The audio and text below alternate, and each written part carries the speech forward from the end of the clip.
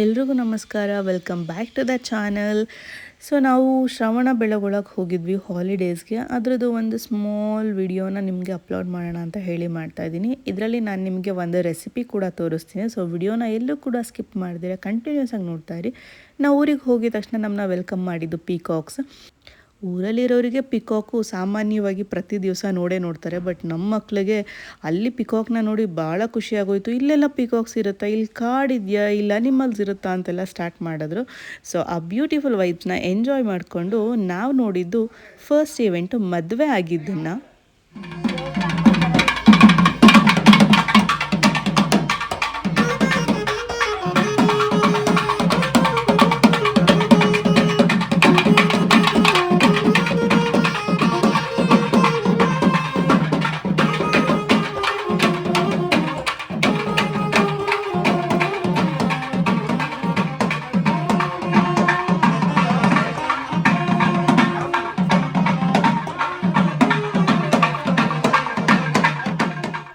ಮದುವೆ ಆಗಿರುವಂಥ ಹೊಸ ಕಪಲ್ಸ್ನ ಈ ರೀತಿ ಊರಿಗೆ ಎಂಟರ್ ಮಾಡಿಕೊಂಡ್ರು. ಅದಾದಮೇಲೆ ಬ್ರೇಕ್ಫಾಸ್ಟ್ ಟೈಮ್.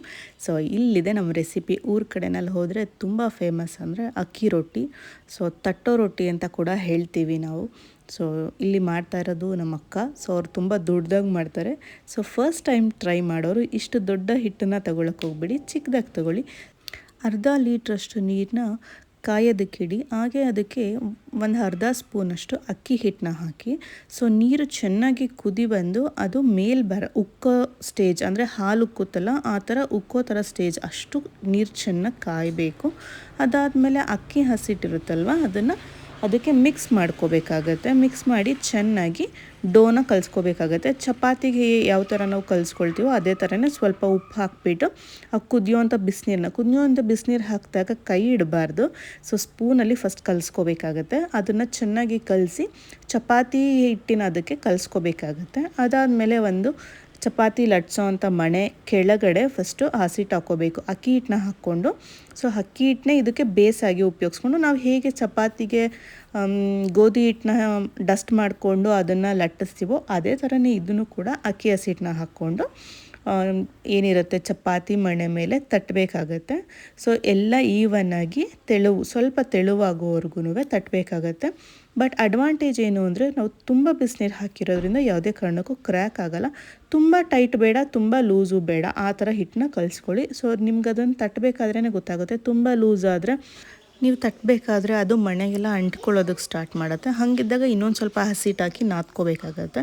ಇನ್ ಕೇಸ್ ಏನಾದ್ರು ತುಂಬ ಟೈಟ್ ಆಯಿತು ಅಂತ ಹೇಳಿದ್ರೆ ತಟ್ಟಬೇಕಾದ್ರೆ ಕ್ರ್ಯಾಕ್ ಆಗೋದಕ್ಕೆ ಸ್ಟಾರ್ಟ್ ಆಗುತ್ತೆ. ಸೊ ಕ್ರ್ಯಾಕ್ ಆಗ್ತಾಯಿದ್ರೆ ಏನು ಮಾಡಿ, ನೀರನ್ನ ಯೂಸ್ ಮಾಡಿ ತಟ್ಟೋದಕ್ಕೆ. ಮೇಲ್ಗಡೆ ನಿಧಾನಕ್ಕೆ ಸ್ವಲ್ಪ ಕೈನ ವೆಟ್ ಮಾಡ್ಕೊಂಡು ತಟ್ಟಿದ್ರೆ ಆಗುತ್ತೆ. ಸೊ ತಟ್ಟಾದಮೇಲೆ ಅದನ್ನು ಹಂಚ ಮೇಲೆ ಹಾಕ್ಬಿಟ್ಟು ತಟ್ಟಬೇಕಾದ್ರೆ ಅದು ಯಾವ ಪೊಸಿಷನಲ್ಲಿರುತ್ತೋ ಅದನ್ನು ಫ್ಲಿಪ್ ಮಾಡಿ ನೀವು ಹಂಚ ಮೇಲೆ ಹಾಕ್ಕೋಬೇಕಾಗತ್ತೆ.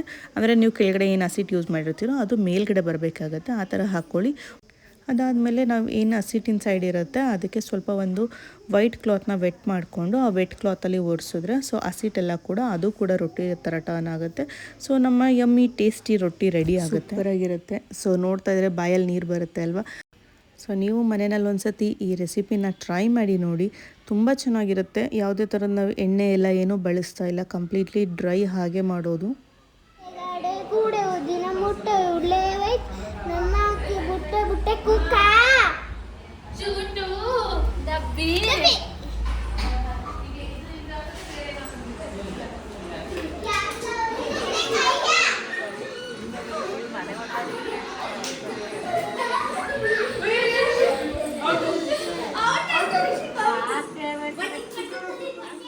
ಹೀಗಿತ್ತು ನಮ್ಮ ಮಕ್ಕಳು ಆಟ ಎಲ್ಲನೂ.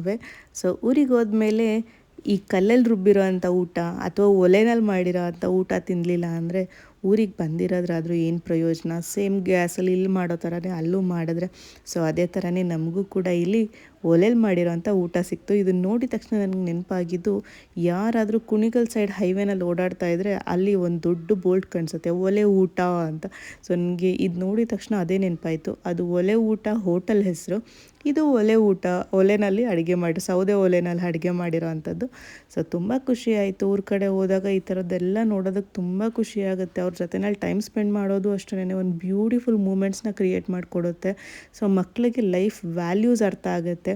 ಮುಂಚೆ ಗ್ಯಾಸ್ ಬರೋದಕ್ಕೂ ಮುಂಚೆ ಹೇಗಿತ್ತು ಲೈಫ್ ಸ್ಟೈಲು, ಸೊ ನಾವು ಎಷ್ಟು ಇವಾಗ ಕರೆಂಟು, ಗ್ಯಾಸ್ ಎಲ್ಲದಕ್ಕೂ ಎಷ್ಟು ಡಿಪೆಂಡ್ ಆಗಿದ್ದೀವಿ ನಾವು. ಅವಾಗ ಏನಿಲ್ಲ, ಎಲೆಕ್ಟ್ರಿಸಿಟಿ ಇಲ್ಲ, ಗ್ಯಾಸ್ ಇಲ್ಲ, ಏನಿಲ್ಲ ಅಂದರೂ ಅವ್ರ ಲೈಫ್ ಆರಾಮ್ಸೆ ಹೋಗ್ತಾಯಿತ್ತು. ನಮ್ಗೆ ಇವಾಗ ಏನಾದರೂ ಒಂದು 3 hours ಕರೆಂಟ್ ತೆಗೆದ್ರು ಅಂದರೆ ಸಾಕು, ಅಷ್ಟೇ 3 hour ಕರೆಂಟ್ ವಾಪಸ್ ಬಂದಮೇಲೆ ಎಷ್ಟೋ ಕೆಲಸ ಪೆಂಡಿಂಗ್ ಇದೆ ಅನ್ನೋ ಥರ ಆಗ್ಬಿಡತ್ತೆ ನಮಗೆ. ಅಥವಾ ಮನೆಯಲ್ಲಿ ಸಿಲಿಂಡರ್ ಖಾಲಿ ಆಯಿತು ಅಂದರೆ ಈಗ second option electric ಸ್ಟವ್ಗಳಿದ್ದಾವೆ.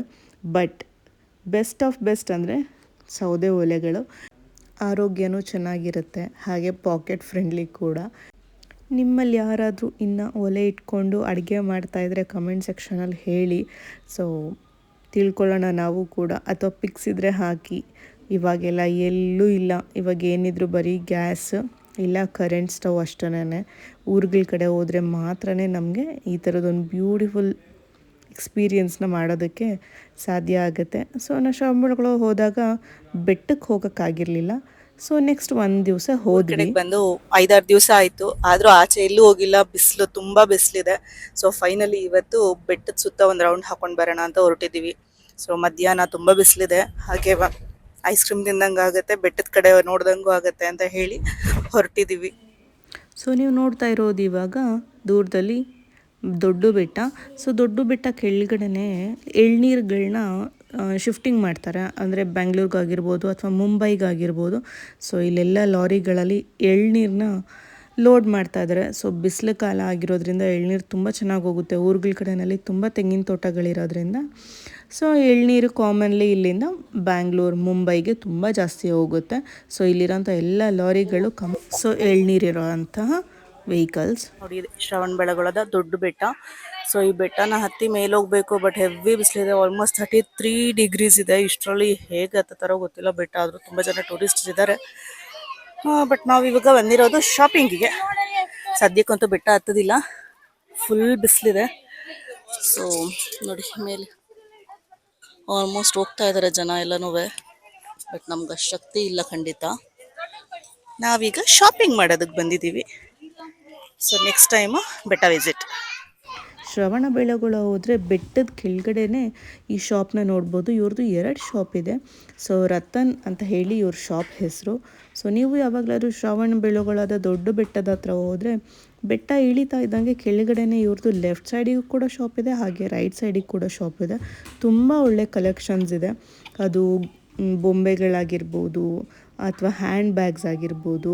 So ಗರ್ಲ್ಸ್ಗೆ favourite spot ಆಗಿರುತ್ತೆ. ಸೊ ಶ್ರವಣಬೆಳಗೊಳಗೆ ಹೋದರೆ ಲೇಡೀಸ್ ದಯವಿಟ್ಟು ಇಲ್ಲಿಗೆ ಹೋಗಿ ಶಾಪ್ ಮಾಡಿ.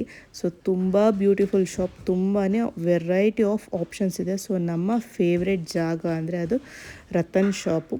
ಸೊ ನೀವು ಕೂಡ ಶ್ರವಣಬೆಳಗೊಳಗೆ ಹೋದರೆ ಖಂಡಿತವಾಗ್ಲೂ ಆ ಶಾಪಿಗೆ ವಿಸಿಟ್ ಮಾಡಿ. ಸೊ ಇದು ಎಂಟ್ರೆನ್ಸು. ಹಾಗೆ ಇಲ್ಲಿ ಕಲ್ಯಾಣಿ ಕೂಡ ಇದೆ, ತುಂಬ ದೊಡ್ಡ ಕಲ್ಯಾಣಿ ಇದೆ. ಸೊ ರೈಟ್ ಆಪೋಸಿಟೇ ನೋಡ್ಬೋದು. ಅದಕ್ಕೆ ಒಂದು ಫೆನ್ಸಿಂಗ್ ಥರ ಹಾಕಿದ್ದಾರೆ.